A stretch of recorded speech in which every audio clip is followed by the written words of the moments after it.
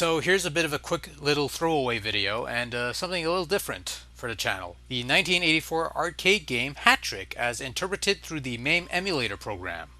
Ooh, we're going down that path. It's a world that I'm not going to touch all that often, maybe once in a while, so I should probably explain while I'm bothering with Hat Trick, the arcade game. About 8 people might recall that I did a review of Hat Trick for the Atari 7800 back in 2010. And about 3 of those people will recall that I revisited that particular entry last year. In any case, to make a long story short, I thought the game was a pretty rubbish conversion of an arcade game that I only played once in my high school years during a school outing ages ago. Some could argue that I might have been a bit too harsh on the 7800 version of Hat Trick, but after playing this original arcade version of Hat Trick, or at least an emulated version at least, I've come to the conclusion I wasn't harsh at all at the 7800 version. I mean, let's look at this footage from the arcade game. The players are smooth moving, they're not jerky or choppy or anything like that. It's visually vibrant. The red players are clearly red and not this pinkish color like in the 7800. And I'm not taking a piss out of the 7800 here. The system could do nice smooth animation and can even pull off some neat visuals too. Case in point, look at Ninja Golf. That's probably one of the 7800's finest video games. It looks about as good as you could get with that hardware.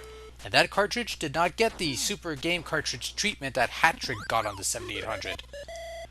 I'm sort of rambling here, aren't I?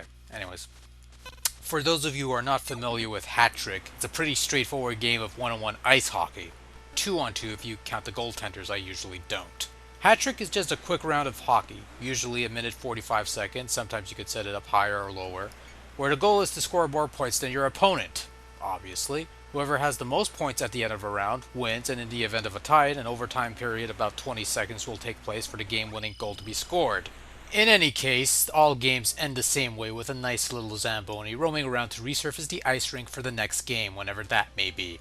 Controlling your player is a bit of a chore at times, more than trying to score a goal on your opponent's net or trying to prevent him from doing the same to you. You actually have to fight momentum as your player careens from one side of the rink to the other. Understandable, since this is ice hockey, you're on an ice rink, and it's hard to control yourself when you're on ice, slipping all over the place. But somehow the control feels less like a struggle here than it does on the Atari 7800 version. But make no mistake, it's still a struggle to control your player, but not by much. That could also be due to the fact that the game moves about somewhat smoother than the 7800 offering.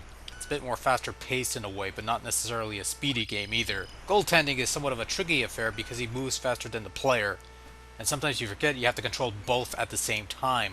This was obviously before the days of leaving the goaltending to the AI while you did all the dirty work in the rink. Back in the early days of ice hockey video games, you had to pull double duty. The computer AI is not that terribly impressive, I'm afraid, comprising simple tactics such as trying to steal the puck from you, getting to the loose puck before you do, and attempting to score a goal in your net.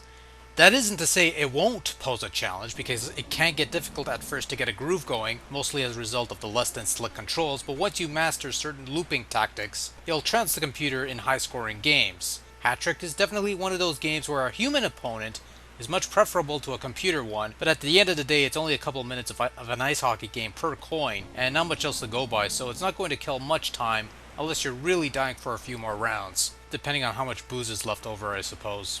I've already brought up the graphics per se at the beginning of this review. By 1984 standards, however, Hat Trick's a pretty average looking game. The players move about swiftly and smoothly. The skating animations isn't choppy by any means, little when it comes to the shooting part. But in a nice little touch, skate tracks are left behind as you skate about the rink, which makes the Zamboni sequence even more serviceable, or relevant I guess. It's a nice touch, if nothing else. Sound-wise, there's constant static noise that's supposed to be the cheering crowd. It's noise, that much I could tell you. The sound effects are really nothing special, nothing to hype up or cheer for. They're sort of just there, they're serviceable. What musical cues are in the game are decent and brief, and that's it really. Not much else I could add in that department. It's all pretty average stuff. In fact, if there was one word I could use to describe Hat Trick in any way, it would be meh. Mind you, given the choice between this arcade original and the Atari 7800 conversion, I would gladly save my money up for a working arcade machine and the warehouse space to store it in, because it's naturally superior to that arcade conversion, which is apparently put together by monkeys. However, even with a smoother, colorful, slightly quicker version of Hat Trick that actually played a bit better than what I was used to before, it didn't take me long to get bored with Hat Trick.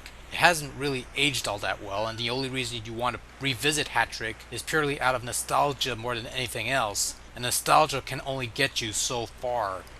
Really, if I wanted an old game that emphasized player skill and reflexes in its purest form, I would go with Pong. The sad thing being that Pong is still a fun game to play after all these decades. I cannot say the same for Hat Trick.